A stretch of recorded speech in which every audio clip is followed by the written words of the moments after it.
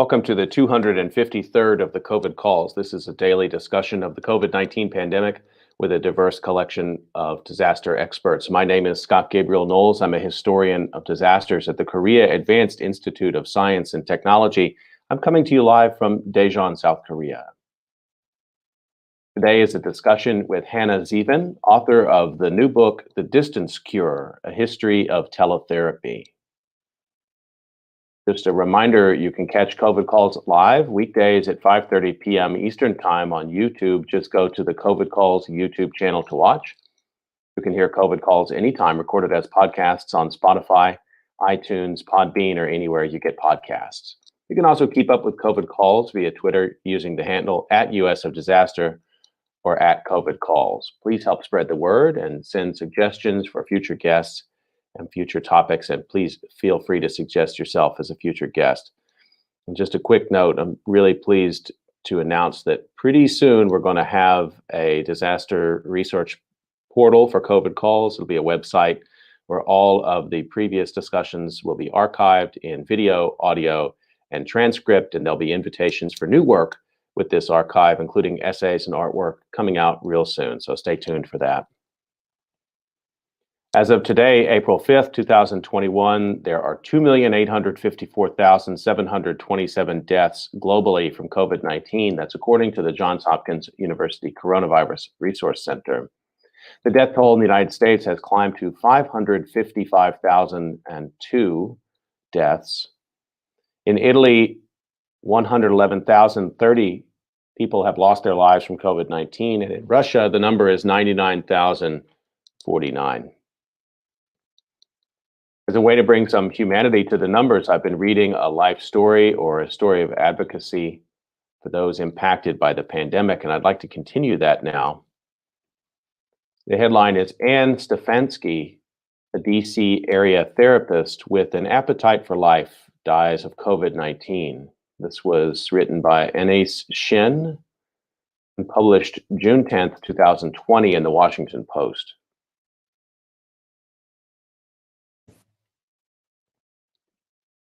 In the 1970s, Anne Stefanski was working at a community clinic in Washington when a teenage boy came in saying he was depressed and suicidal. In the course of counseling him, Stefanski learned he had no way of getting home. The boy lived near her, so she offered him a lift. On the way, her brakes failed, but they made it thanks to some creative use of a parking brake. When the teenager got out of her car, she told a colleague later he said he was no longer feeling suicidal. The harrowing ride had made him realize that he valued his life after all. Stefanski, who was then a clinical social worker, went on to become a therapist recognized in the DC region for her innovation. After about a decade working at government-funded clinics, she switched to private psychotherapy, which in the late 1970s was still a relatively new frontier for social workers and a field dominated by psychologists and psychiatrists.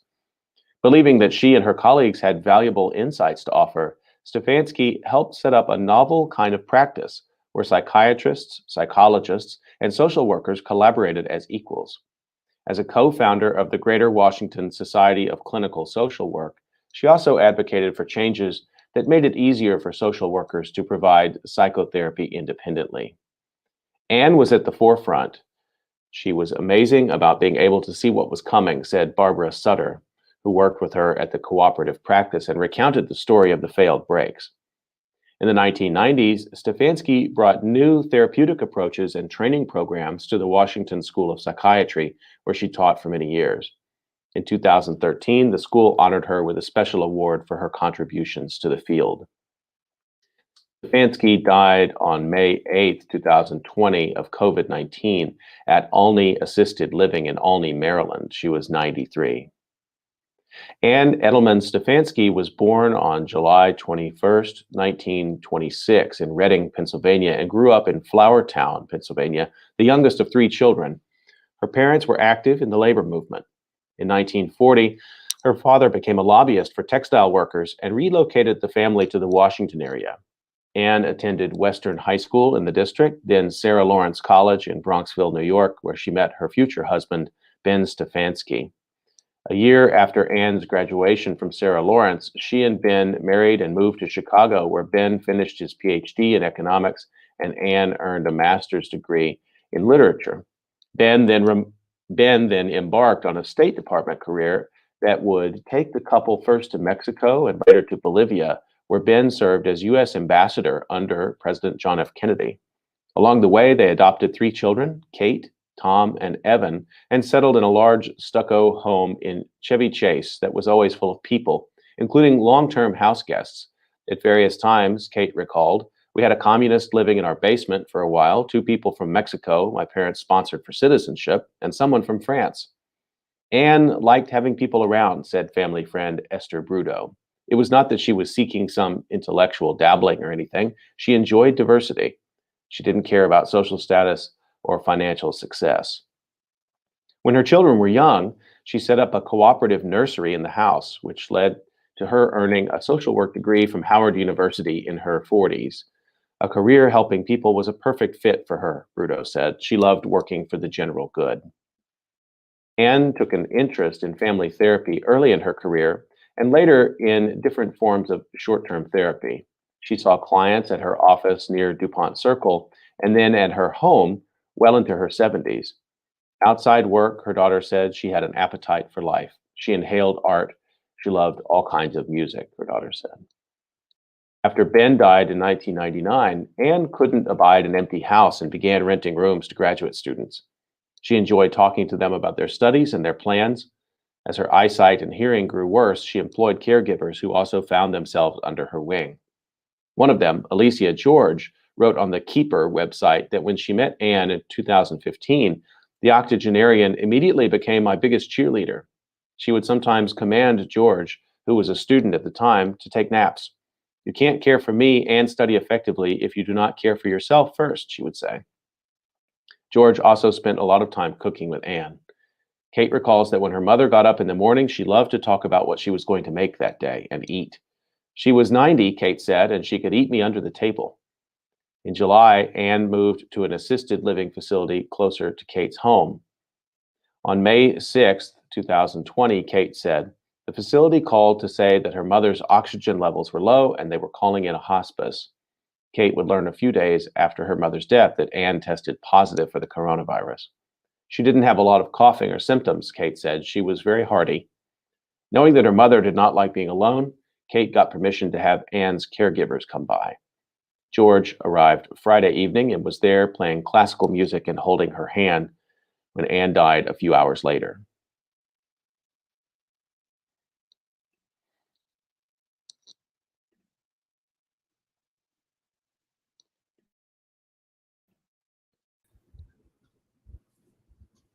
Okay, I'd like to turn to the conversation for today, and let me introduce my guest, Hannah Ziven.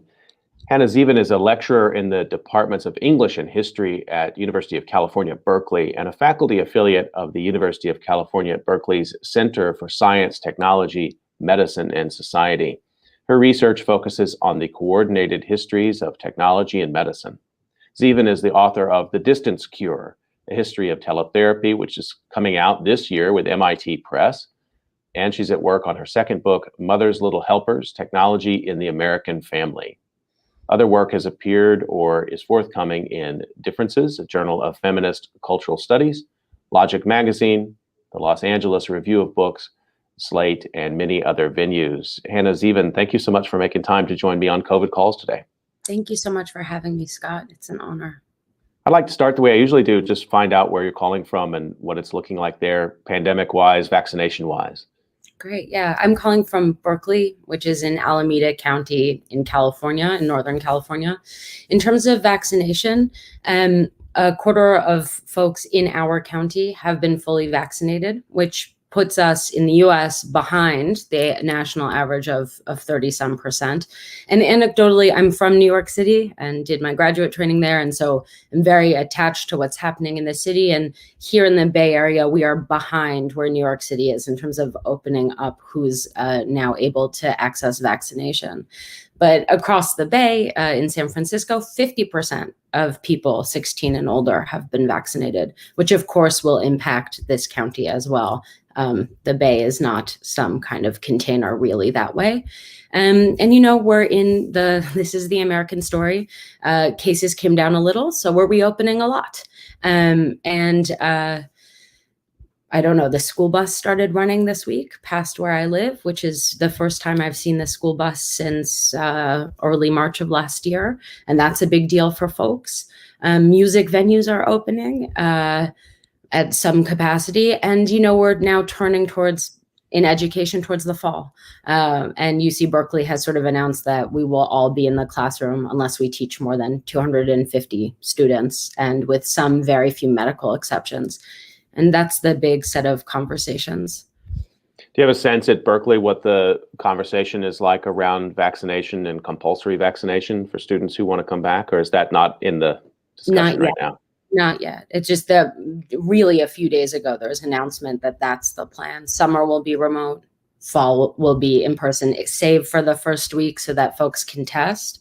And of course, there's immediate worry about inclusion in the classroom. Will we teach hybrid classes? Will they eventually move online? Because also, of course, as colleagues were just saying a few minutes ago in a meeting I was in, we'll also have our fire season when school shuts down anyway. And we've been told it will be a very bad one, likely, as it is now every year. Yeah. Well, I hope you can avoid that, but those disasters converging was a big feature of last year's problem as well. Just to underline one quick thing you said there, the noticing the school bus, hearing it and seeing it on the street, that's really something. I presume, even though the vaccination numbers are still, you said 25% in Alameda County, teachers are in that mix? Yeah. Yes. Teachers are in that mix. And when I walk past the bus stop, there's one child. I happen to know the family kind of from being around in the neighborhood, which is all we've really done this year and so on. But it's one child, and it was not one child a year ago. Right. Well, thanks for that update from the Bay Area. Let's turn to talking about your work. Thrilled to see you're having this new book coming out, The Distance Cure: A History of Teletherapy. And let's just start generally. There's been so much reporting and discussion this year about the way that mental health stress has accompanied the pandemic, the various interventions that are at play. You give us a historical foregrounding to thinking about this time, which I'm really pleased to learn about. How do you come to this topic in the first place, and sort of outline the book for us, if you will? Thanks so much. In the summer of 2014, I was beginning to think about the ways to bring together my investments in the history of technology and media and my investments in the history of psychology. And I have worked on media and mediation and the ways that technology is charged with doing what we're doing right now, which is convening across distance in ways that it would not be possible otherwise. And what do those channels carry? And I was earning a PhD in an amazing pluralistic media studies department at NYU, the Department of Media, Culture, and Communication, which allowed me to think about media and psychology synthetically, historically, not in terms of media psychology. And in parallel was getting involved more and more deeply with American psychoanalysis in terms of writing and editing. And the two things, really, a media history of therapy presented itself as first just mediated therapy. And then I really became invested in this litmus test for relating across distance, this vulnerable and intimate and unique artificial relationship. And all of its many cases across time, which as I started to dig in, didn't yet really exist. And so I decided I wanted to make it. So you go back to just a little bit more in the earlier part. How far back do you trace the story? The book opens in 1890 with Sigmund Freud himself. And so one of the revisions to the history of psychology that I offer in the book is that therapy and teletherapy have existed for about the same amount of time. It was not one and then the other. I make the argument that that Freud himself, his analysis, which is called his self-analysis because he reported it in letter writing to his best friend turned enemy, which is a thing Freud did have, a best friend who became his enemy, Wilhelm Fliess. It's all written in letter. And so I revise that and say that's just an analysis. It's a tele-analysis. It's not somehow not. And then Freud also worked with a child, for instance, little Hans, over letter writing, a child who had been diagnosed with agoraphobia.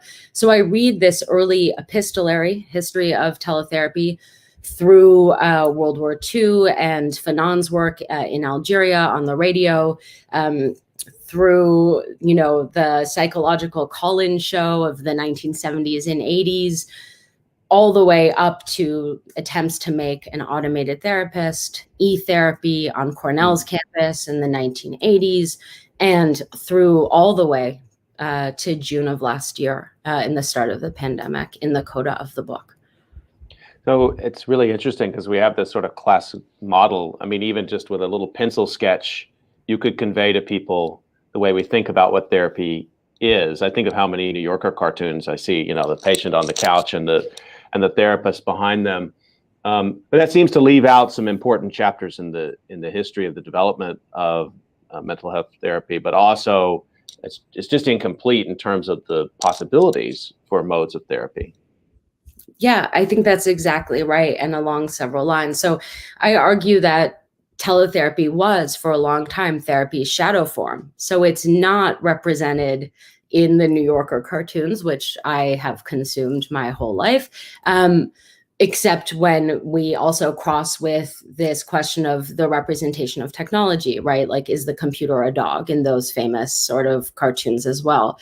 And so part of what the work was in the book is to reconfigure teletherapy, though a shadow form, as actually being a primary site and form of care for all sorts of crises is what really began to emerge. So even though the standard and the upheld standard was the in-person, scenario, which is considered better, it's considered richer, actually there is a whole history of both radical and problematic uses of these technologies to do that work off the couch, out of the consulting room, in the clinic, and somewhere else, 2 places.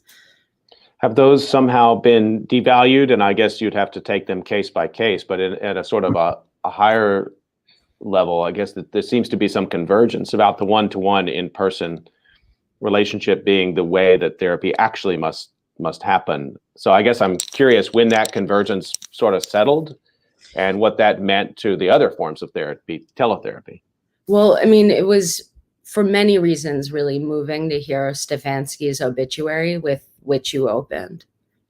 One thing that leapt out to me immediately is that her life story at work, obviously it's also an obituary, and so it's a limited image, but that sort of story of then social work opens and the strictures open is also really an important part of the story in the US context. And the book is transnational, but predominantly US based, which is that we've seen a real devaluation of therapeutic labor across the 20th century into the 21st. And part of that is because it's become feminized.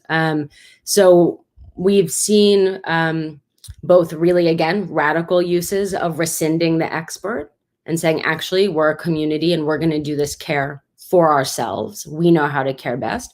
We've also seen the appification of mental health care and the move away from licensed professionals or even calling therapy, calling it other things, which we can talk about. And so I think, in fact, there hasn't been a settling until the pandemic when suddenly teletherapy is no longer the shadow form, it's the form. And so, again, we think about teletherapy as either apps for the iPhone or, the private practice scenario, your analyst, your therapist, and you doing it on Zoom, on FaceTime. And so I wonder what will happen after. I have thoughts about that too. And the aftermath, that of course is problematic to periodize that way. But yeah, the opening up of strictures of training has been a major feature of all of this, and then the turn to technology to augment it. I definitely want to take turn here in a second and talk about the pandemic, but one more thing, just in terms of the historical breadth of your work. I read an interview with you in which you said, "We've been in a crisis of," as is quoting you, "we've been in a crisis of access to mental health care, really since mental health care professionalized." I thought that was a really interesting statement. What did you mean by that? Thank you. Yeah, of course. It's like that's the soundbite, but behind that is, I was really referencing the crises that have arisen since the late 1800s that run right through the book. So it was not something I knew before I began to really research that crisis almost always attends teletherapy, and teletherapy almost always attends crisis. It is a moment where people say, let's license something in emergency, we'll figure it out later. And it's a moment where these forms of care tend to come into the foreground, not always because distance is mandated, like in our moment, although also that. And so one of the crises is not a national crisis or a global pandemic, but the crisis of training enough mental health care clinicians to serve those in need, make that care affordable, and then connecting with those would-be patients so that that care can be provided. And it was really important to me in the research that we not automatically assume that the appification of mental health care is in response to some kind of like new stimulus, and therefore maybe only the new answer in a sort of quote unquote big tech moment. Instead, I returned several times, and in Molly Fisher in New York Magazine makes mention of this, to this beautiful speech Freud gave in 1919, right, which is at the close of World War I, in the middle of the Spanish influenza. And Freud is speaking to his colleagues who are his friends in person for the first time since the war began, which is something I can now feel differently, what that must have been like. And the speech is called Lines of Advance in Psychoanalysis. And what he says is that after thinking about the impacts of the war on the theory, that now those who have been excluded from psychoanalysis must now be included and infolded somehow into care. And there he says, quote, that he's going to alloy the gold of psychoanalysis with the copper of suggestion, which is hypnosis. And so he's going back to like something really dusty in his toolkit. And this is a quiet running theme in my book, right? Which is, how do we alloy care, now the supposed gold maybe of psychodynamic technique, here with silicon or a telephone wire? And what is that alloy really doing?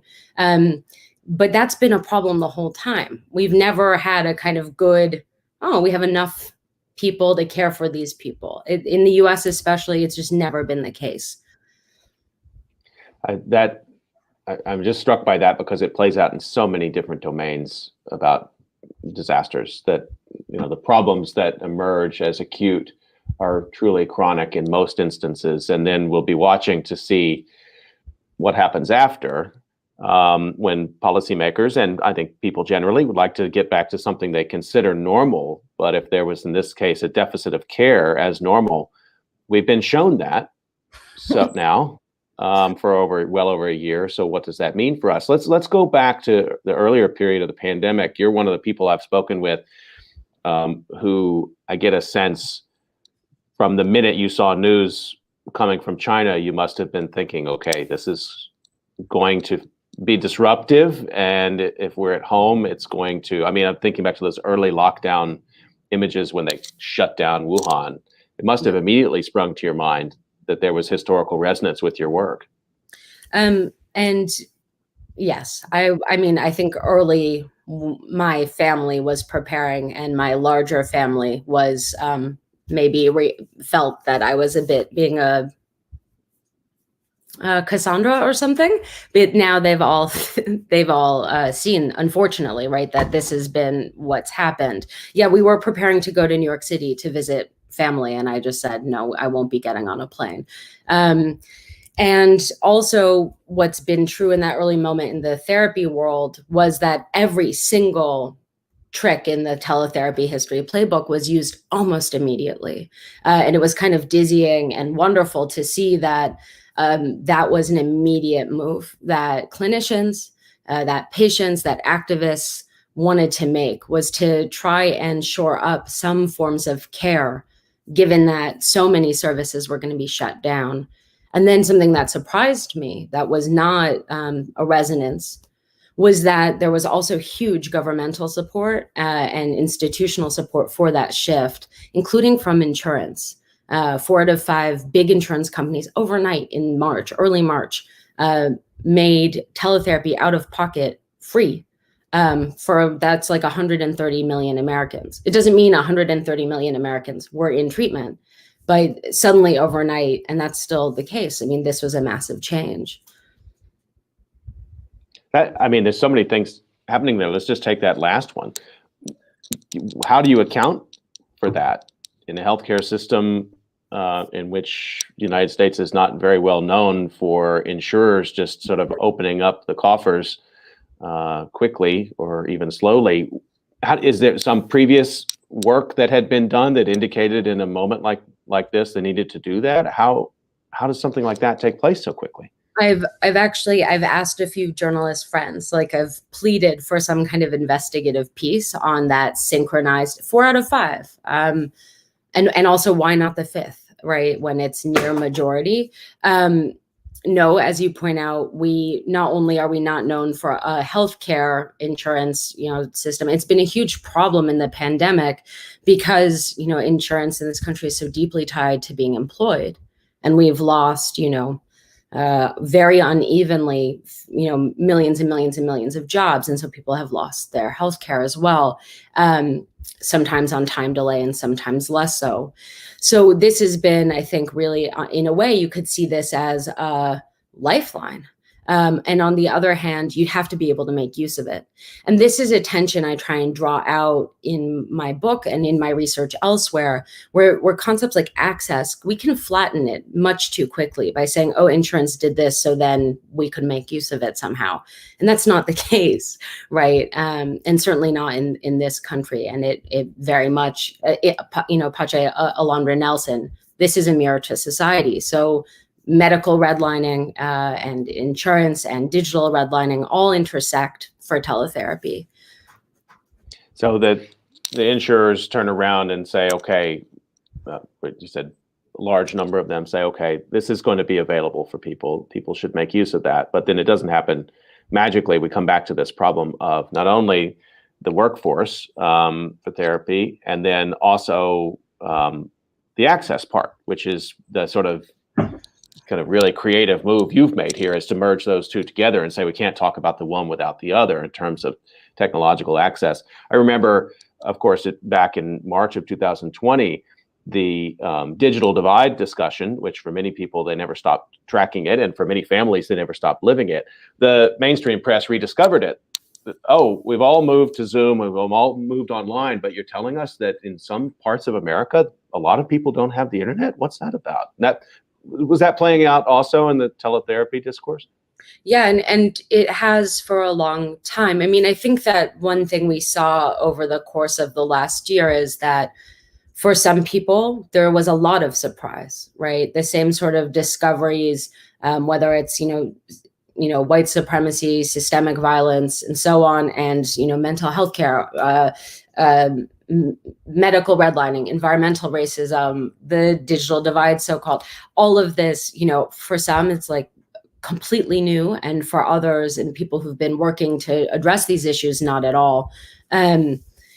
Yeah, this is a problem, and it's been one. So the most successful teletherapy projects in my mind, and also a colleague, Jeremy Green, who has a brilliant book on the history of telemedicine, which will be out next year, points to this in his research on telemedicine all the time, that in fact, the most successful campaigns for this stuff involve building infrastructures almost every time, or understanding habitual media use very specifically and saying, oh, but that group already has it. Whether that's, the dependency on the BBC radio in World War II England, which meant that there was an explosion of radio licenses, or I think one of the most moving cases to research, the suicide hotline here in the Bay Area, where the telephone was going to be available. And so that could be used, this common appliance. We didn't necessarily figure that out for this pandemic. So we've seen instead a multiplicity. and that hope to reach that way.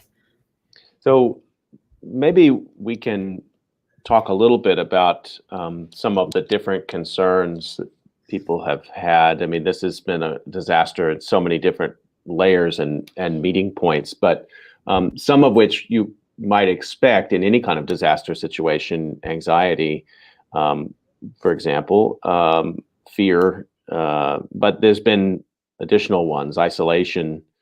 And I've spoken with folks on COVID calls and talked about, the disruption to drug abuse, substance abuse, communities, talking about problems, for pregnant mothers and, the communities that they rely on. So, there's been so many needs for mental health services at this time. And then there's some that are sort of like seem unique to this pandemic, the isolation, Zoom fatigue, so many different things. I don't know how you even keep track of all that or how you make sense of that, but maybe you can tell me a little bit about what you've been watching in that regard. Yeah, I mean, this is a painful area. And it's really different for different individuals based on this multitude of factors that we've just been talking about. So, right, to bring back that idea from Alondra Nelson, mirror to society, and that's part of mental health. So as I've written elsewhere, the trauma of COVID is a little bit, it's double. There's the sort of traditional trauma, and then there's also this preemptive, anticipatory, looking ahead trauma. So trauma we think of as having happened in the past, and then the feeling is later. This is like a double. And so I think part of it has been that COVID is going to intersect with, this whole series of problems, whether it's how to keep the continuity of groups, whether it's substance abuse or like Al-Anon, all of which has been meeting online and flourishing this year. But also early on had to deal with Zoom bombing again and again and again, right? And those kinds of interruptions. And so, there are these huge other questions that we haven't yet really touched on, like labor is a huge question, and childcare, lack of touch with isolation and loneliness. But in my work, the thing that seems to come up again and again is the Zoom fatigue, precisely because it's both a kind of general feeling, but also because it keeps coming up in the therapy context from practitioners. And it's usually only talked about as a human and their device, and that devices are exhausting. And there are studies that back this play, that there's something about the blue light, which, I don't think many people really enjoy, that the blue light and, this looking at your own face thing, which is really disconcerting to have to do all the time, and so on. But I've also had some colleagues start to joke, right? Don't you remember in-person fatigue? That we're part of what is happening here is a speed up of labor. And instead of attributing it, I think, to working conditions, this always being on feeling, that meetings can be scheduled anytime, over the weekend, at night, and sometimes they have to be for those of us doing childcare, that this is now suddenly somehow a Zoom-based phenomenon, right? That Zoom makes me tired. And I try and push back on that a little bit in the book to say that we're exhausted because we've kept going as normal or intensified during a global pandemic, not necessarily only because of the blue light, and that we're exhausted because we never got it together to pay people to stay at home. We're not slowing down. And for many workers, whether they're essential workers or academics or whomever, we're speeding up to meet some kind of demand now that we're doing remote work. And then that's even more intensified if you're not working remotely, I think, and still, going forward. So that's how I try and think about the specific one of COVID, which is the Zoom fatigue for sure. It's interesting to think with this particularly because, again, just you were recounting your discussion with friends, and yeah, there's been a lot of things. People have said that, under normal times, a lot of things weren't great either. We didn't necessarily like all this, the pace of work and that. But there is something about the pandemic that's created new harms. Yes, I think, and I think we have to leave space for that. I really worry that those are going to get written out of the record. I mean, that wouldn't be your job. You wouldn't do that, but I think others may forget some of these things. Is a year or a year and a half long enough to really get a handle on something like this Zoom fatigue phenomena? I mean, I think that it really, again, it's going to have to do with which way one approaches it. There are going to be statistical studies about retina and light and quality of concentration. And all I'm trying to suggest is that it is precisely because of pandemic, but also the conditions underneath it, that I think we can attach to these more concrete objects. There are lots of other, problems with employer software that's spying on you through the camera, all of this stuff too, that subtends, I think, the feeling about Zoom, that demand to always be there and much, oh, great, you're not commuting. That's 2 hours back to your work day, though no one statistically apparently likes to commute. So I think that it's not about even splitting the difference. It's just inviting both pieces into the conversation. And of course, I worry along with you just as much about forgetting. Absolutely. Just a reminder, you're listening to COVID Calls, and I'm talking today with Hannah Zeven. We're talking about teletherapy and the time of the pandemic. And Hannah, I just wanted to flag, I put it up on Twitter yesterday. I mean, you wrote this article for Slate. Therapists are doing sessions in locked bathrooms while patients call in from their cars. This was a piece that appeared April 10th, so almost exactly a year ago. And people should really check this piece out because, number one, it's spot on in surfacing a lot of the different creative modes that therapists had to reach to try to provide services in the middle of the shutdown across the country. But it's also just a brilliant time capsule of that time as well. And I guess I'd like to get you to sort of comment on it, maybe first what it's like to look back at that piece a year later, but also let's dive in a little bit to some of the creative ways, some really exciting and some maybe a little bit troubling, that therapists had to turn to reach their patients. I mean, it is intense that it was a year ago, and I was doing the reporting in March, and it was in Slate's, editing sphere for April. So it was really, really right away. I think I filed it right at the end of March. So we'd been in lockdown for a few weeks. And that's what I mean. It was immediate, these ideas. That if New York went into lockdown on like March 13th, by a week later, these brilliant young people at Brooklyn Minds, which is a full service clinic, had started a call-in radio show, recalling all of these broadcast radio attempts to do therapy in other crises. New hotlines for various populations were immediately staffed and widely staffed. There were too many volunteers as people wanted to participate and give their time. Individuals were figuring it out on listservs, right? I had never talked to a patient on FaceTime before. Is that HIPAA compliant? It turns out it was, because all of the compliance issues were waived for all habitual media and so on. So this was all really rapid and immediate. And when I look back now, a lot of that continued. I think energy also abated. I think new forms stepped in, increased over the summer, right? Forms of mutual aid from that long tradition that were turning towards mental health care and trying to combat loneliness, especially, or alienation, and so on. Yeah. And now we're a year out and people are starting to go back.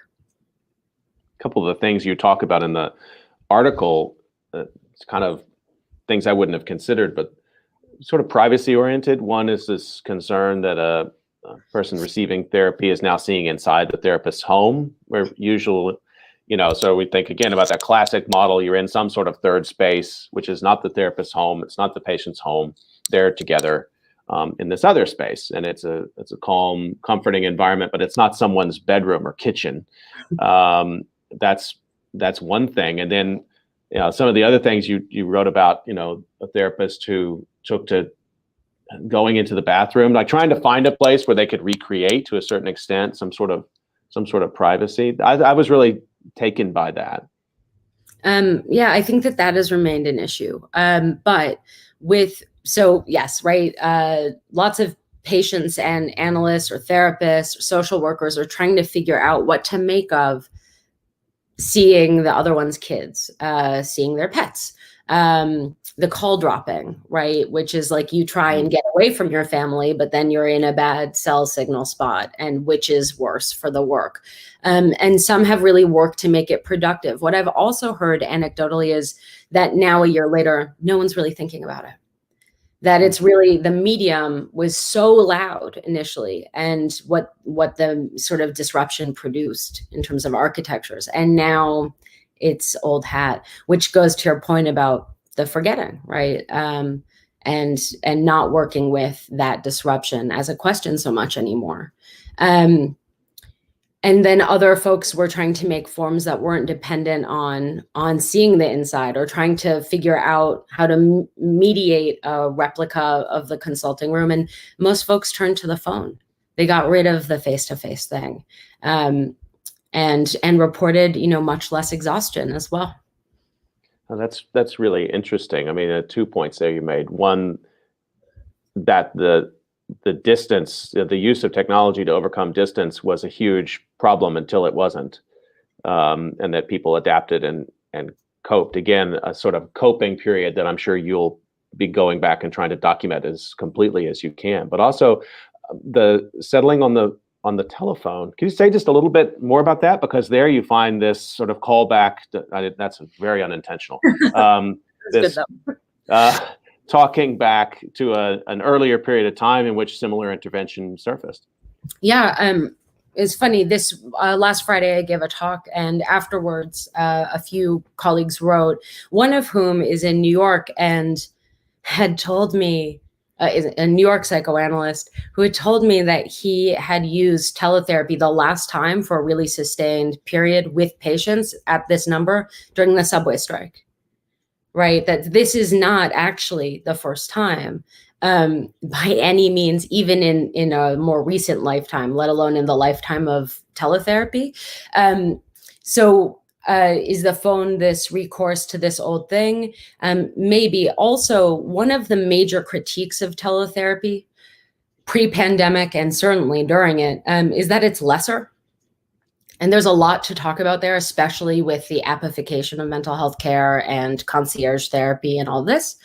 But one thing that I heard again and again across the whole year is actually a lot of clinicians find it more intimate, and sometimes in excess of intimacy, like too much. And the phone, right, puts the patient's voice right here, which is totally closer than face-to-face or on the couch, whichever way you're working. And so there might have been something eventually relieving about the proximity of being in the ear. And of course, Freud liked it. He thought analysis was like a telephone call anyway. So in some ways, it's very old school. It's really interesting, though. They're pointing out, that transition to teletherapy. It wasn't somehow second rate. It was even more personal, more immediate. That's interesting to think with. I wonder, just along these lines, you mentioned some of the concerns about, apps. Let's talk about that a little bit. I guess back up one step. Concern that people have in any time they're using a new medium is that they're going to be recorded, that this is sort of a mode of surveillance. I wonder how prevalent that concern has been, what therapists have done to meet it.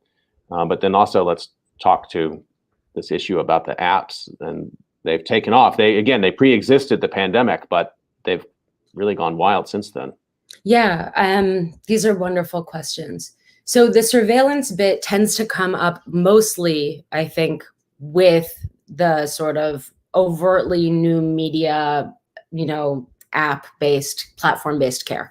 But, and so I have real concerns about that kind of surveillance and privacy. In the individual context, I think folks have really just negotiated it where it's come up. But when I've asked, very few people have said, oh, now I'm on FaceTime, are you recording me? The same as you could be recording in the office, right? That's just understood to be sort of basic, pact of the whole thing. So really it's when you migrate and scale right, to a different kind of institution or app where those worries about surveillance or privacy might come into be. And throughout the book, I'm really concerned with terms like care or intimacy or even empathy, and thinking about what those positive terms might conceal and carry, including the slippage of, care into surveillance or violence based on surveillance. With the apps, I think that this is a big concern, right? I'm very worried about the slippage where we call a patient a user and suddenly a consumer. And there's a kind of pushing via something that's been true about teletherapy, right? This idea from Freud onwards, it's a democratic promise of access. And then hidden beneath that, I think, are the very scary things that have been reported on about these apps, and which I deal with quite extensively in the last 2 chapters of my book. Well, maybe you could tell us a little bit. I mean, we definitely want people to read the book. Of course. I'm not sure. trying to play at all. Yeah, but that migration to the app, the harvesting of data, I think it's fair to say people in general realize, like, social media isn't free. It appears to be. But, this, what a conundrum, because first of all, people might be in distress. And so are they going to read 10 pages of fine print to know how their data might be used? They might not. They might put that off till they feel better. And then they begin to use the app, and it becomes part of their life, part of their coping. Yeah, I also, right, in the best of times, what is informed consent, right? In terms of scrolling through the terms of service. Anecdotally, I asked my students about it, and the answer is just no. Let alone the person at the point of crisis who's turning to apps, trying to figure it out. This comes back. Some of my concerns have to do with, again, these longer, big scale problems. We were talking about job loss, right, earlier in the call. And many of these apps are marketed actually to employers. They cut out the individual this way. And that does several things, right? They're interested in disrupting, this is the word, mental health care. And they collapse in doing so wellness with economic productivity. They address themselves to the sort of small level crisis of the individual to get productive labor going on again. And quote after quote after quote from some of the CEOs of teletherapy apps will say something like, we lose X billion dollars annually to depression in terms of productivity. So treat your employees. We see this logic with Amazon Care, which is just, expanded radically, this kind of double collapse. So that's one thing I worry about. I deeply worry about what Elizabeth Cotten calls the Uberization of mental health care on the labor side, which because there's like a fine graph that just shows we were already going this way. And she does this great work under Surviving Work. And you can follow that account on Twitter. And also the Psychotherapy Action Network out of Chicago is doing really great work on that. So there are these problems for those employed on the platforms. That's the New York Magazine article deals with some of that. Todd Isaac, who writes for Forbes, Kashmir Hill, and the New York Times have all sort of paid attention to this. And then for patients, patients we now suddenly call a user. You might say, I really only want to speak with a woman. I have X reasons you don't even need to say. And they're like, sure, this came up in the New York Magazine article, but it's not the only time. And you get 6 results where it's not women. Or, you say, I need this kind of cultural competency. That's one of the promises of telemedicine and teletherapy. Connect me with who I want to be connected to, even if we don't live in the same place. And it won't happen. Or you're promised unlimited text therapy, and actually not so much. So there's a lot of that which erodes trust. I think it's frustrating in this space that's supposed to be frictionless care. And then where does that person go from there? Do they not ever get help? Every time someone has a bad experience with care, which is understandable. Care is really, this is why I'm interested in looking underneath the sort of sheen on that word. I think it's harder to do it again. You don't want to be burned twice, so to speak, or 3 times or 4 times. There's so many things what you were just talking about. I mean, just come back to the labor side of it for a second.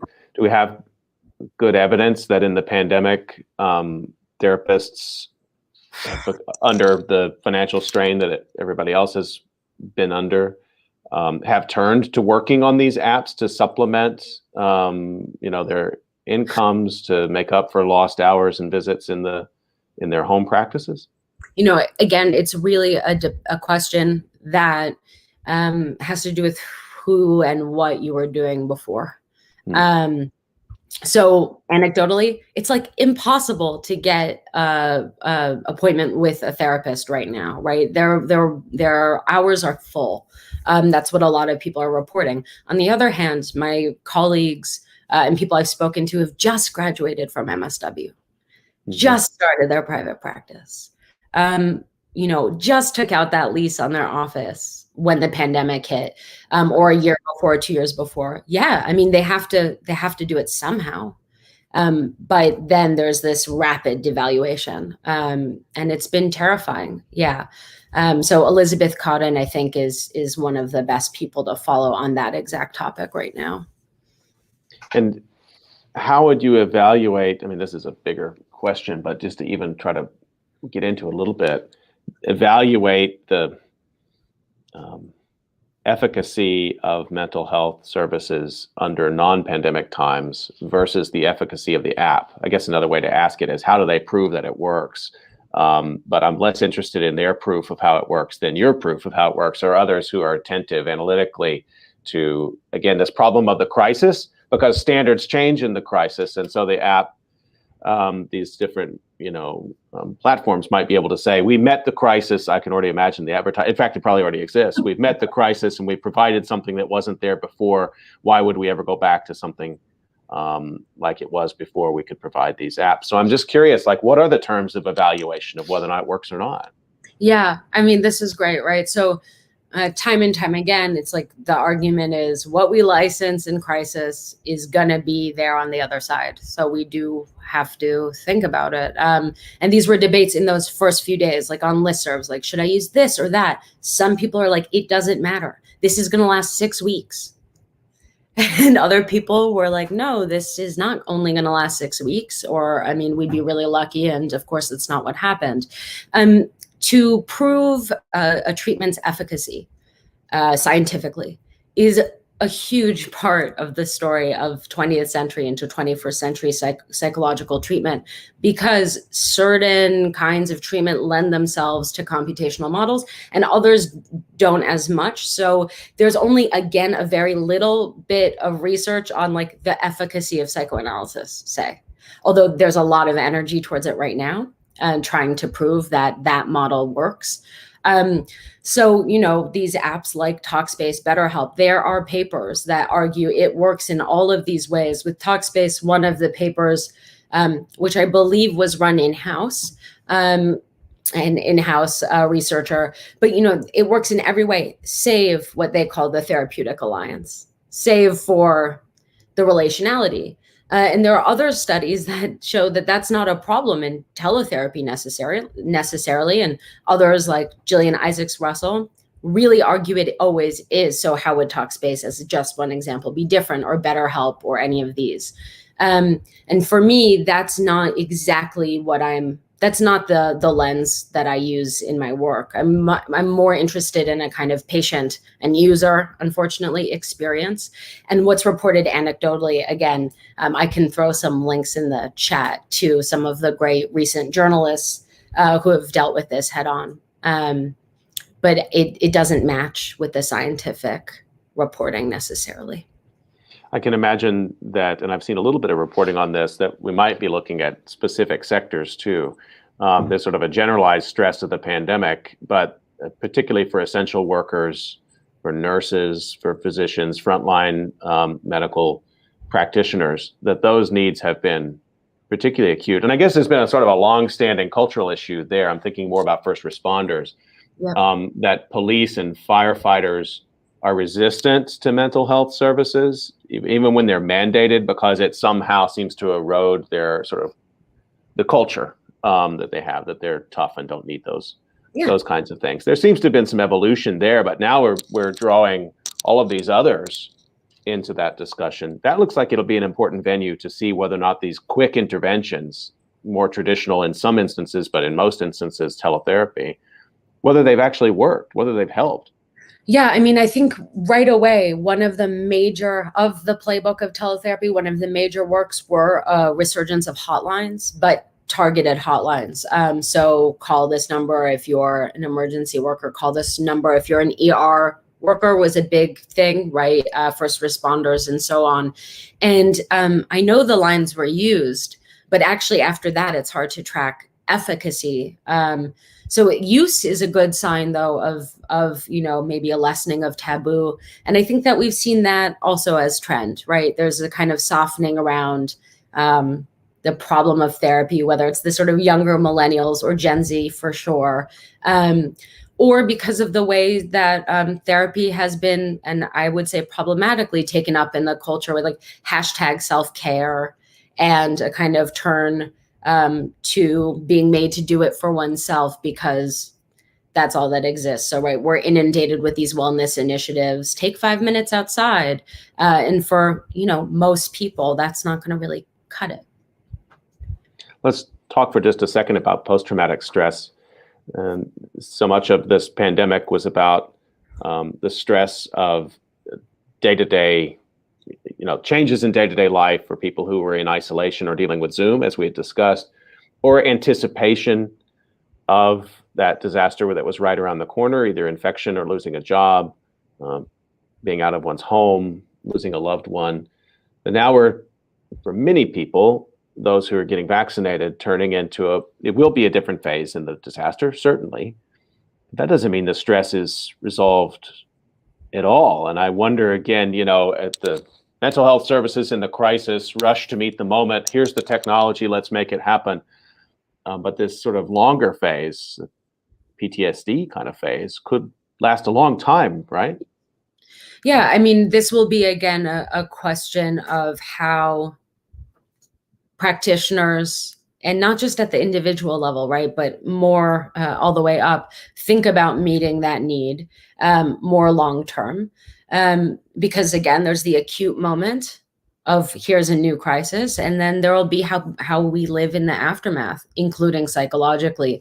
If you've been alone for an entire year, if you've lost multiple loved ones in families, which, you've been reading these obituaries happen, if you've been working in the ER for a year, let alone just, the work from home, child care stress. And we'll have to see. I've heard literally nothing about how to handle it from my channels. I haven't heard people mention it once.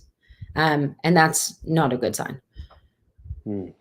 That's so interesting. I mean, one of the calls I keep coming back to is this discussion I had with sociologist Ashton Verdery, and they've been doing this grief multiplier work, which is really fascinating work.